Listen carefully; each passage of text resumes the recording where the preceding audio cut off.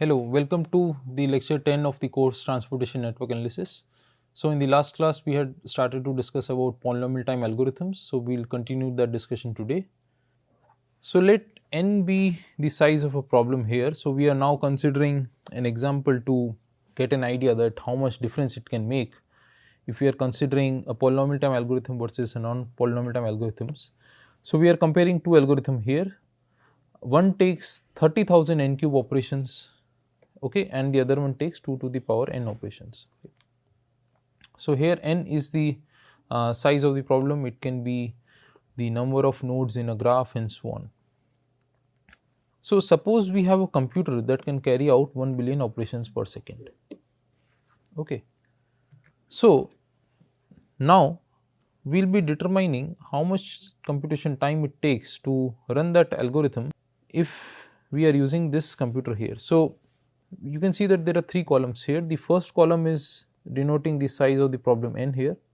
The second column is denoting the time it takes to run the first algorithm that takes 30,000 n cube operations, and the last column is denoting the time it takes to run 2 to the power n operations here for the algorithm, and different rows here are representing different values of n, that is different sizes of the problem. So, how to determine, for example, the computation time it takes to run the first algorithm when n is equal to 30.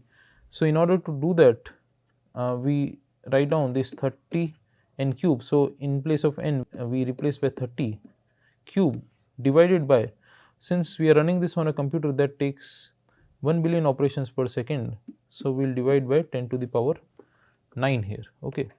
So, this one will be approximately equal to 0.81 seconds. Okay. So, in the same way we can calculate the computational time for running the other algorithm that takes 2 to the power n operations when n is equal to 30. So, we can see here that when n is equal to 30, the first algorithm takes 0.81 seconds and the second algorithm takes 1 second. Now, this difference is not that much, okay.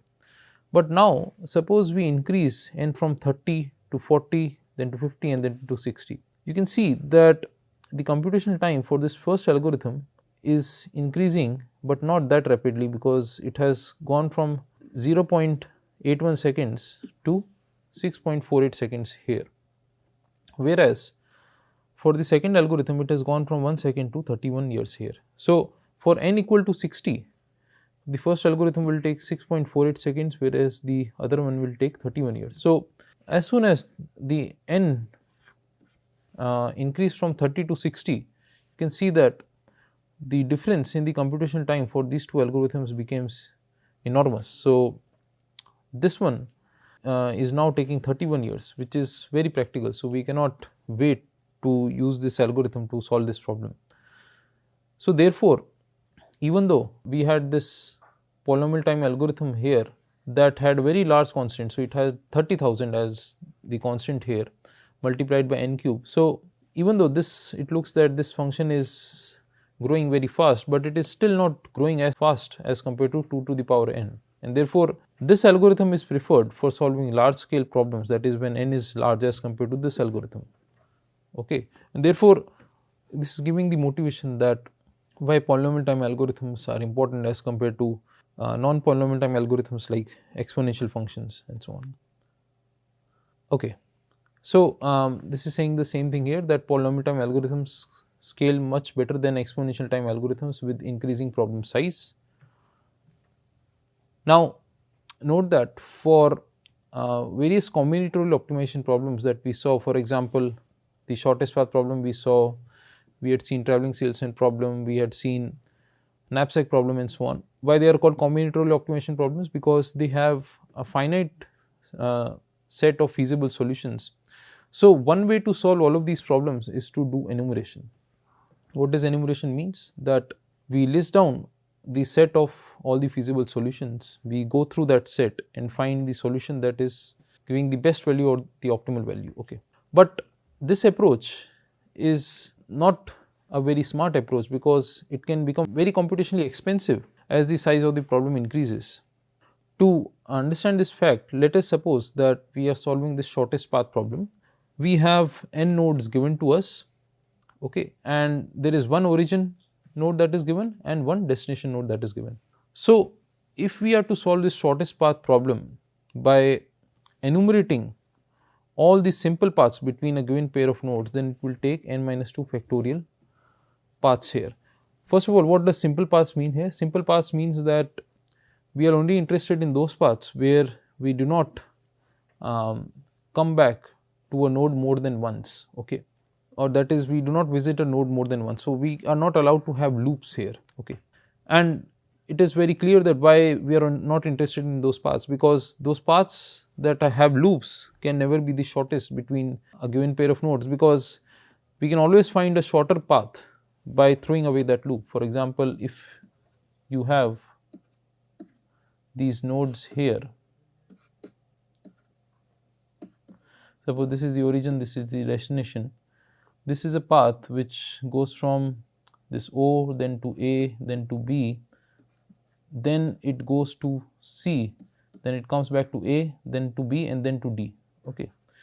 So, this path which goes from O to A, then to B, then B to C, C to A, then back to B, and then to D, this is not the shortest path, because a shorter path will be to just go from O to A to B, and then B to D, okay. So, we can then ignore this part here. So, that is why we are not interested in finding those kind of paths that have these loops here, okay. So, now let us see why do we get in the worst case scenario n minus 2 factorial paths here.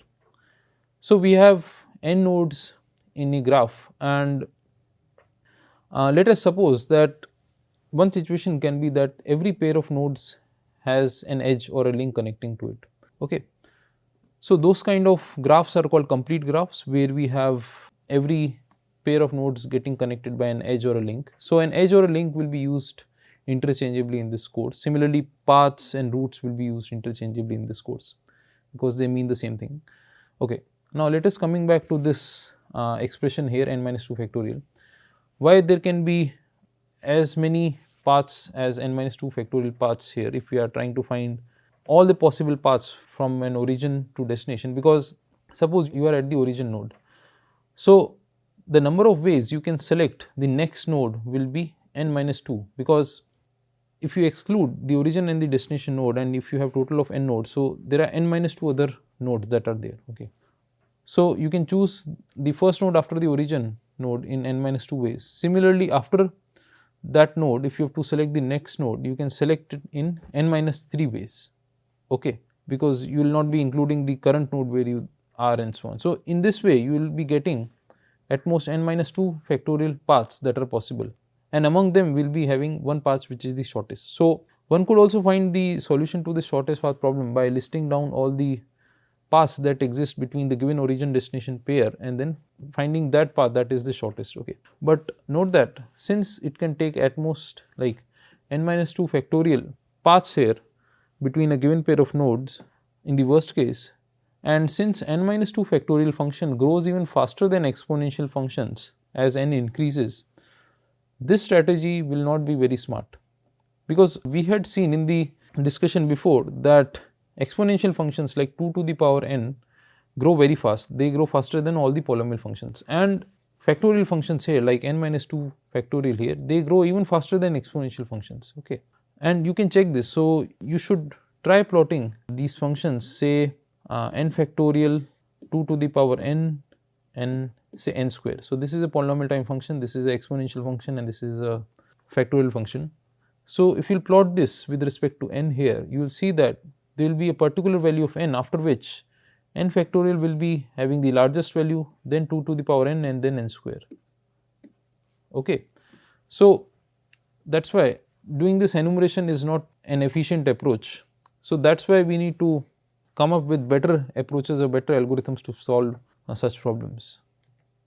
Luckily, for combinatorial optimization problems such as the shortest path problem, there exist polynomial time algorithms, and one of the most popular polynomial time algorithms for solving the shortest path problem is called Dijkstra's algorithm. So, we will be discussing that here. So, in order to understand this Dijkstra's algorithm, we will be looking at a very simple example which is shown here. So, we are interested in finding the shortest path from node A to all the other nodes that are present here. Now, this is a very small network, so you can easily guess the shortest path to all the other nodes. Okay. So, you might be thinking that why do we need a very specialized algorithm for doing this? The reason is that the algorithm that we will be presenting will be able to find the shortest paths for even more complicated networks or graphs that can exist. So, there can be some networks where there might be many paths that are existing between the origin and destination, and some of these paths might be lot of overlapping. Okay. So, in that situation, just finding the shortest path from visual way may not be very easy. Okay. Now, let us move through this example and also parallelly understand how does this Dijkstra's algorithm work here. By the way, this Dijkstra's algorithm is named after the person who had discovered this. Okay. Now, in the first step of this algorithm, we are assigning two labels to every set of nodes here. So, that is why you see that there are two labels for every node here. So, the first label will be the tentative distance for a node. Okay. So, for the origin node, we will be assigning 0 tentative distance, but for other nodes other than the origin, we will be assigning infinite tentative distance. Okay. And the other label is representing the previous node here. So, for every node here in the initialization step, we will be defining this undefined here. Okay. Now, one question that might arise is that why are we say initializing infinite tentative distance for all the other nodes except the origin node here? The reason being that as this algorithm will proceed, these tentative distances will get updated, and since anything finite is lesser than positive infinity, so this initialization will get replaced by whatever value that we get while we are going through this algorithm. So, that is why we have put this infinite as the initialization value for the tentative distances here. Okay. Similarly, at this stage we do not know that what are the shortest paths here, and therefore, we do not know that if you are at a particular node, then which node will be coming before that node in the shortest path, that is starting from node A and ending in the current node. Okay. For example, in this example here, the shortest path from A to C is to go from A to B here and then B to C here, because then you will be getting the total distance of 5 plus 4 equal to 9 units as compared to 10 units here if you just directly go from A to C. Okay. So, once this algorithm comes at the end, you will be seeing that the previous node for node C here will be node B. That is, it means that if we have to determine what is the shortest path that starts from node A and ends in node C. So, we can obtain that by looking at the previous node of node C here. So, that will be node B once we complete this algorithm, which we have not done until now. And for this node B, the previous node will be node A. So, from node B we will be coming to node A. So, in this way we will be able to determine the shortest paths to different nodes that start from origin node A and end in different nodes here. So, since at this stage we do not know what are those shortest paths, so right now we have put this undefined as kind of a default value for the previous node label here. Okay. Okay. Now, in the first step, we will be setting the origin node as the current node here. So, you can see that this node A has now become green. So, we will be using this notation to describe the current node. So, we will be labeling it as green here. Now, from the current node, we will now compute new distances to all the unvisited neighboring nodes. Okay. So, currently we are at node A here, and it has two neighbors, nodes B and C, that we have not visited so far. Okay. So, we will be determining the new distance from node A to node B, and also we will be determining the new distance from node A to node C. So, the new distance from node A to node B will be the tentative distance that we have at node A plus the distance it takes to go from A to B. Okay. So, therefore, the new distance to node B will be 0 plus 5 equal to 5.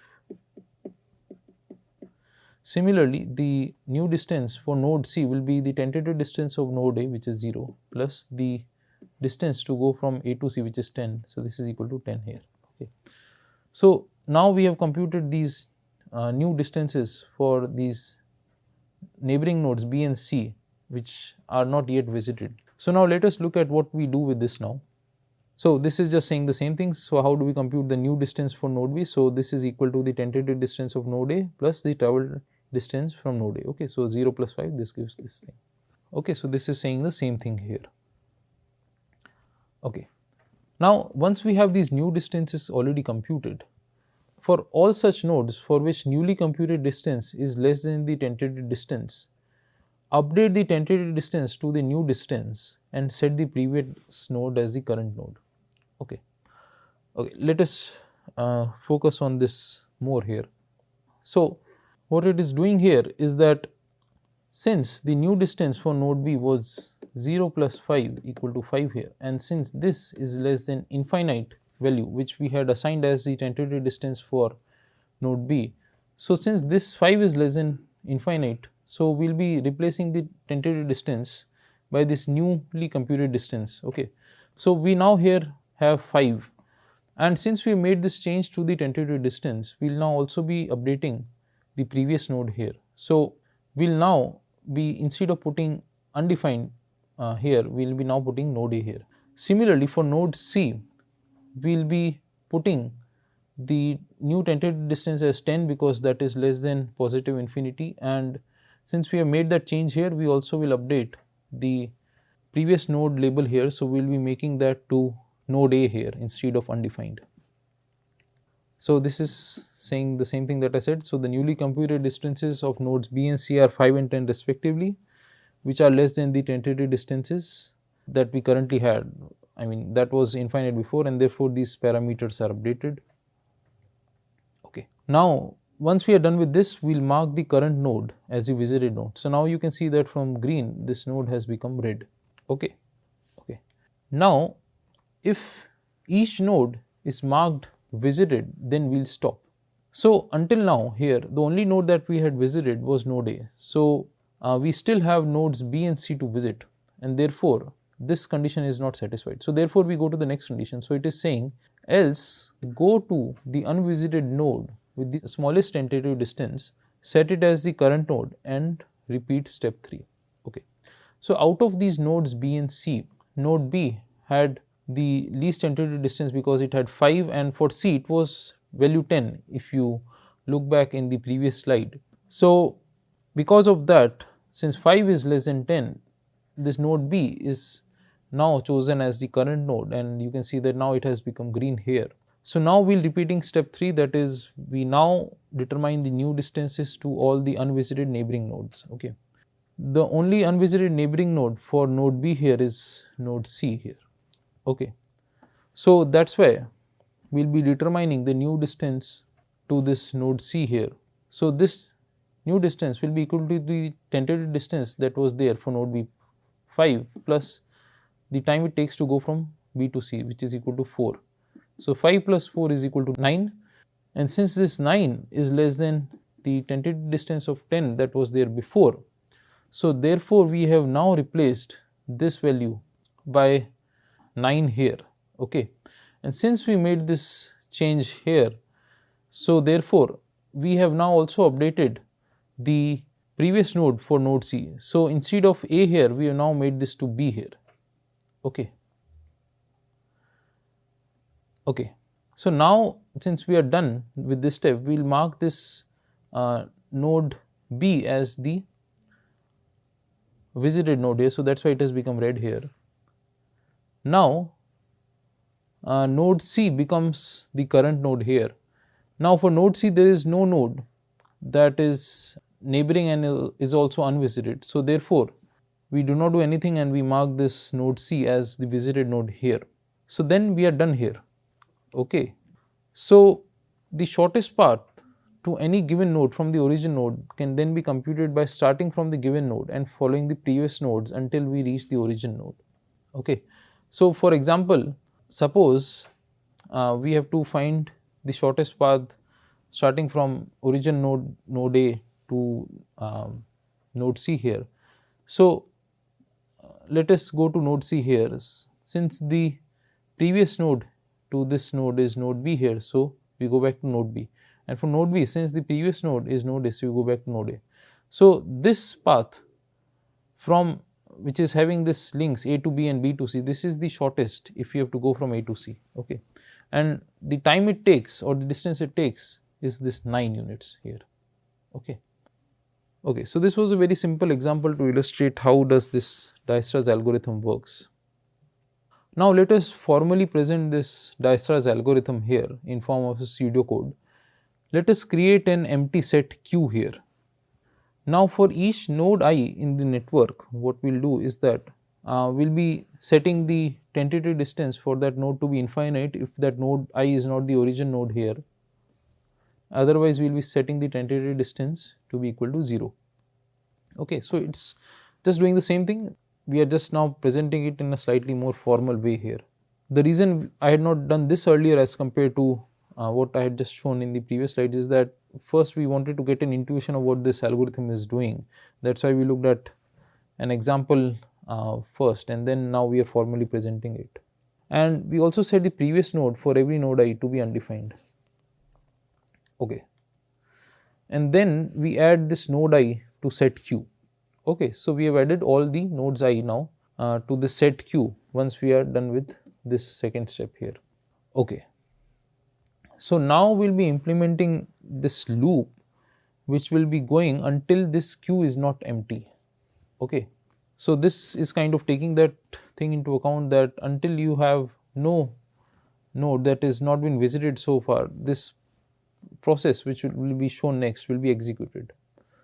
So if the origin node lies in the set Q, then we will be setting it as the current node, and otherwise if we do not have the origin node in the set Q, then we will be setting that node U that has minimum tentative distance to be the current node here. Okay.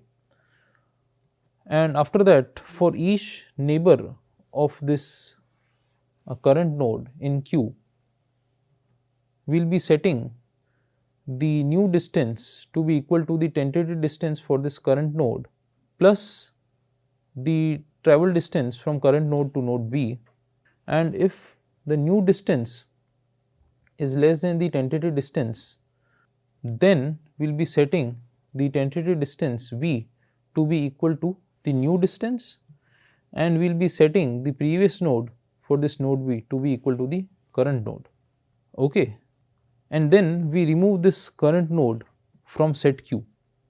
Okay, so you can see that as we go through this process, we have removed this current node from set Q, and that is why here in this step we had looked at each neighbor V of the current node in set Q, because this set Q is getting updated, so it is already removing the nodes that are getting visited.